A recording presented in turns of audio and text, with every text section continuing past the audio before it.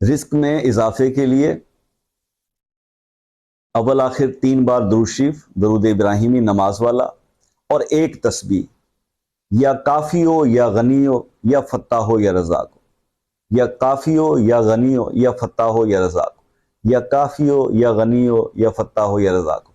एक तस्बीह अव्वल आखिर 3 बार दरूद इब्राहिमी हर नमाज के बाद पढ़ना शुरू कर दें।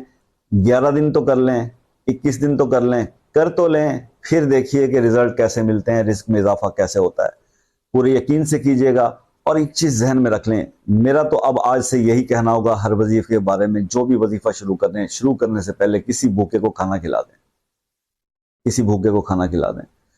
तो उसके बाद और नमाज की पाबंदी रखें, इंशाअल्लाह हर वजीफा असर करेगा और ज़बरदस्त रिजल्ट मिलेंगे। अल्लाह ताला आपको कामयाब करे जी। ज़िंदगी रही तो नेक्स्ट वीडियो में मिलेंगे, तब तक के लिए इजाज़त दीजिए।